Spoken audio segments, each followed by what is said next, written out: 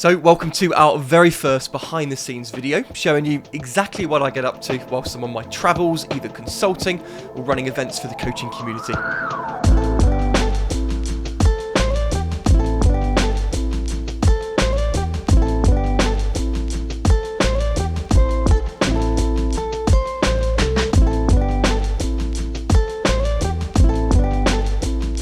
My name's Nick Ruddock. I'm a performance gymnastics coach who's on a mission to leave a positive and lasting footprint on the global gymnastics community. So we're kicking off episode 1 with a sneak peek of what I get up to on a recent consultancy trip to Canada. One of many trips that I've made to either Montreal or Halifax in recent years, supporting the Canadian team with their Paris mission and beyond. This time I was back at Alta Gymnastics Club in Halifax, Nova Scotia, home to Olympian Ellie Black and world medalist Danelle Pedrick. And I'd not long returned from being there in February too, so it was great to be able to get a couple of back-to-back trips in the diary. The work that I do when consulting can vary massively, as it all depends on the needs of the client. And that client might be a federation, a club, or even the gymnasts themselves. But one thing's for sure, I always gain as much from the trips as the client, as it's just impossible not to learn when I'm exposed to those different environments. I'm going to be sharing 3 key lessons in this video that you can apply to your coaching and program. And these are lessons that I've learned through time spent in lots of high-performing environments and rubbing shoulders with some of the world's best. But these are ones that I think are big takeaways from my time at Alta. The first lesson is that it takes a village to create a champion, and I paused for a moment when I was in the gym to notice just how many professionals were around supporting the athletes, like a real entourage of experts in their respective fields. From the personal coach to a mental performance coach, physical therapist, masseuse, strength and conditioning coach, and also myself as a performance consultant. And also those that weren't in the gym in that moment, like a choreographer, nutritionist, or a dietitian. A multidisciplinary team is vital to holistically support an athlete who's either at or working towards top-level gymnastics. With so many contributors, the personal coach is often, not always, a key person facilitating the dynamic, ensuring real collaboration and communication between the parties. So I caught up with Ellie and her personal coach, David Kikuchi, to discuss their thoughts on having a team behind the team. My strengths are in certain areas and my weaknesses are in lots of other areas, and there's, specialists and experts in those other areas, and so we've been really lucky to find people and to have had this success enough to have people want to be involved. And so we've got some of the best professionals in their own fields in working with these athletes, and it's been great and instrumental in helping them last this long into their careers. David has always been very much that it should be the athlete that makes a lot of the choices, especially as an adult in the sport. I do it because that's what I choose to do, and it shouldn't be someone else telling me what I should do. I should make those decisions, and so he's very much putting us in the position of being able to make our own choices and our own decisions and our own communication. So that's why I'm kind of in the center now. I communicate with Dave, Martha, Scott, and then we all try and get together too for some meetings, so just so we know that we're all on the same page and they communicate as well. But it's really what comes down to what I want and what I need and what I say, and then if I need the support from others, they're there and we have those meetings and we communicate. What really shines through to me when listening to David is his self-awareness, lack of ego, not needing to control all aspects of Ellie's programme. He obviously recognises that there's experts that can contribute far more than he can in their fields, and that's an incredible attitude to have, one which has led Ellie to be world-class, but also one that we can learn a lot from, I think.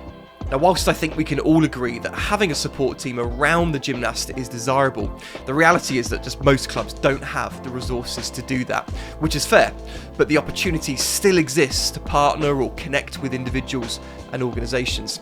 A club support team might therefore be smaller, but it should still exist, and you'd be surprised how many practitioners are looking for more experience and opportunities within the sport.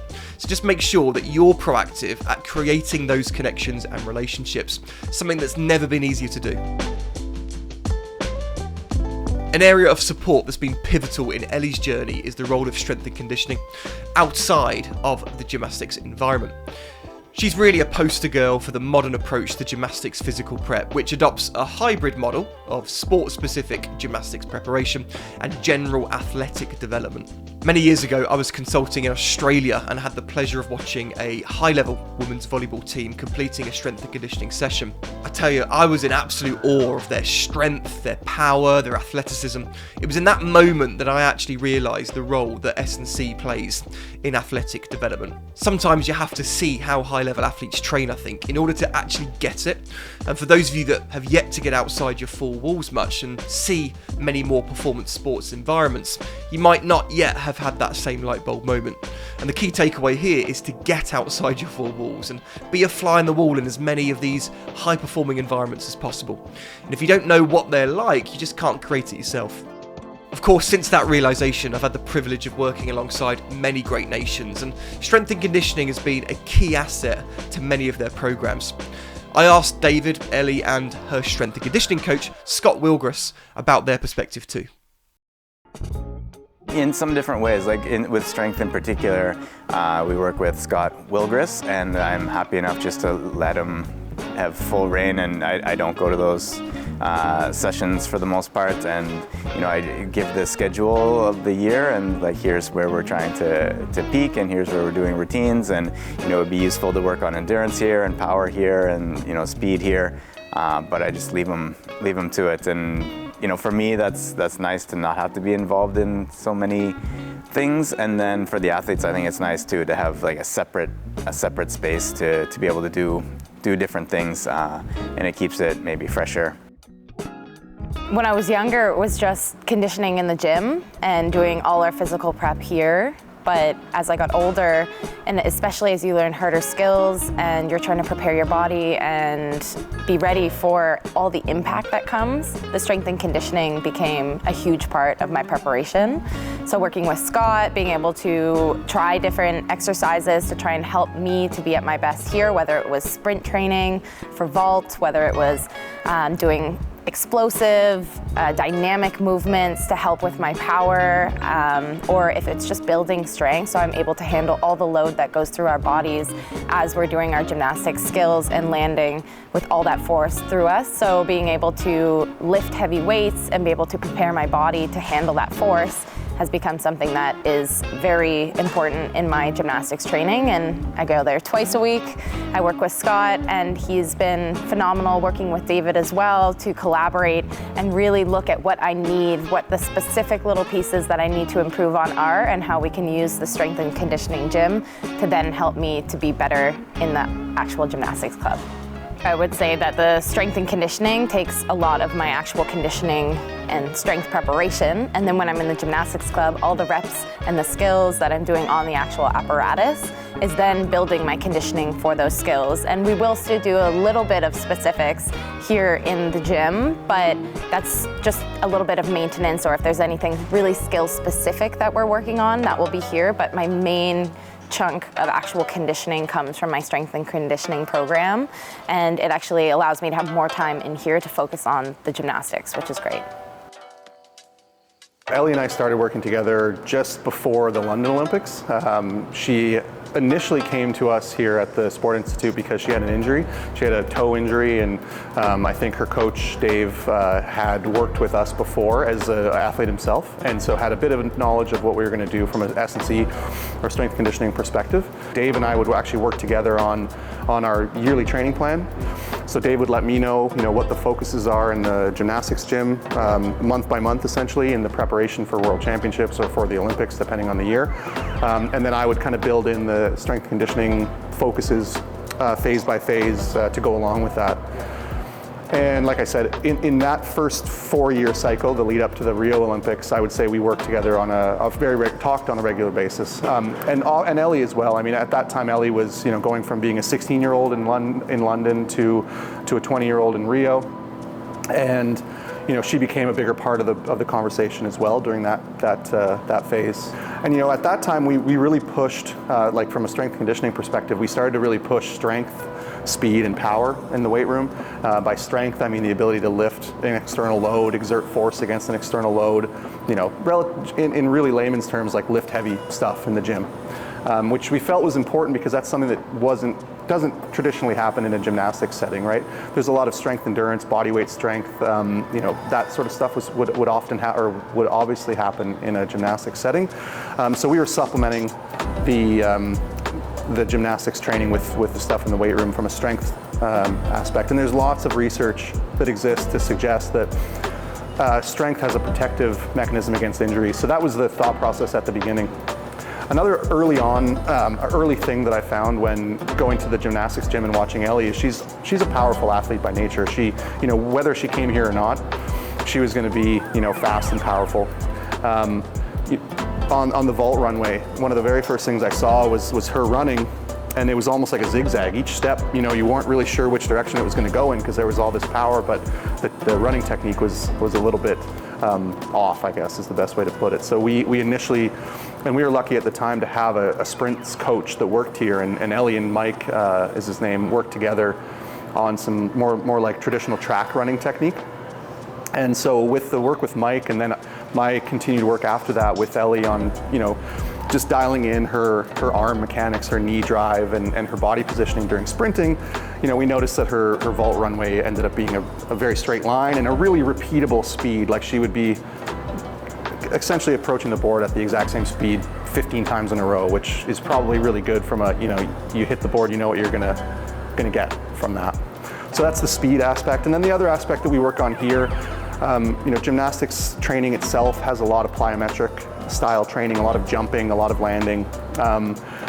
But what maybe doesn't always happen in the gymnastics gym is maybe loaded jumping. So that's sort of just a little bit heavier jump. So whether that's dumbbell jumping or trap bar jumping or barbell jumping, so the ability to generate force against an external load quickly is something that we started to work on fairly early on as well, that I think really supplemented the gymnastics specific training that she was doing.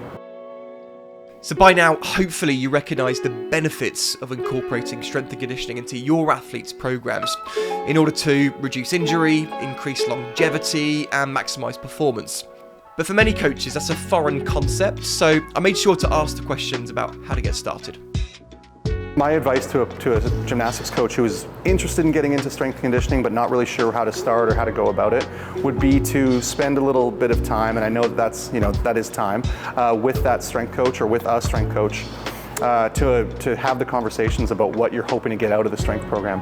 And so maybe initially it's mostly injury prevention and maybe it's torso control or landings or speed development, little things like that can be kind of the gateway in. Attend strength conditioning sessions with that strength coach to help build a rapport, but also to understand exactly what's going on.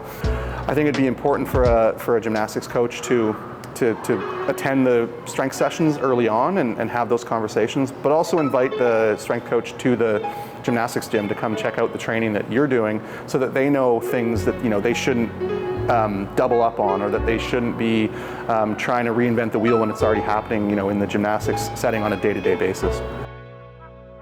What's really clear about spending time with Ellie and listening to her team is just how much autonomy she has over her training. She's, after all, a grown adult within the sport with stacks of experience, but not all athletes of her age and experience have the same level of independence and autonomy that she does. I think that athlete autonomy is something that we should strive to achieve, and it's a sign of great coaching when the athlete can self-manage, self-correct, drive decisions and collaborate with a team.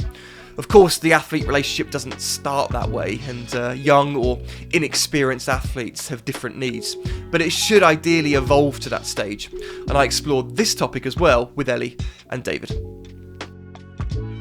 I don't personally coach really young athletes, but they require a lot of constant feedback and oversight and intervention on a minute-to-minute basis sometimes, like depending on how young they are. And then it goes to now Ellie's 28 and doesn't really need much. And so if I was treating her like an 8-year-old, she would have been gone a long time ago. And so just, I started with her when she was 14 or so and helping some. And, I tried to help her to understand herself better and the sport better and, how hard this stuff is, and to be able to give herself a little more leeway and a little slack when things aren't going the way she wants. And she's gotten way better at dealing with those situations and way more understanding of herself and giving herself more time and space when things aren't going well most of the time. But yeah, just trying to give them tools that are appropriate for their time and development to be able to eventually take control of what they're doing, and then they can take more ownership and more satisfaction in their success. It's not just about following directions. Yeah, I was working with David. I was in my teen years, and coming in to work with him, we were actually kind of opposites. So at the beginning, he had a lot more, structure and a lot more like leadership and guidance because I was younger and I needed that. And I was coming in and we were just building that trust, that confidence, that teamwork together. So it took a bit of time to figure that out. It also took a lot of conversations because we think differently. So we would be thinking two different things, and maybe we would have a little clash. We'd have to communicate about it, but having that communication, we would then be able to solve it very quickly and move forward, and everything would be like on the same track. So I think at the beginning, it was a lot more of him kind of taking a little bit more of the reins, but also pushing me outside my comfort zone a bit, because that was the area and the direction we wanted to go to. I was very stuck in my little bubble and what I liked and what I knew, and then working with someone who was a little bit different than that, I had to kind of push myself outside of my comfort zone, and he also had to bring himself to communicate more of a style that worked for me. And then as we got older and I developed in the sport, it became a little bit more independence and more choices given to me, more say given to me, because me as an adult in the sport, I need to have the say. I know my body, I know myself so well, and those people are going to be there to still support me and help guide and give me structure, but at the end of the day, I come in and I know what's going to be best for me. I know the program that we need to do.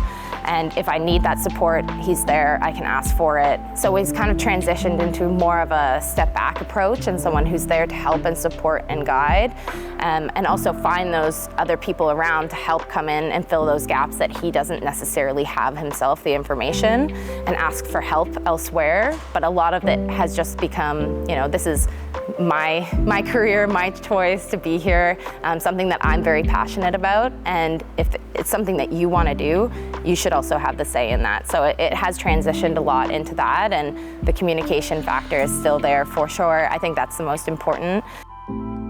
As I mentioned before, you can't help but learn when you're spending time with great people who've got such rich experience and expertise. And this trip to Canada exceeded expectations again. I loved my time in the gym, and we had some great progress too.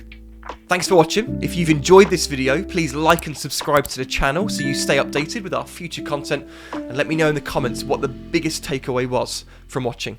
But until next time, keep growing.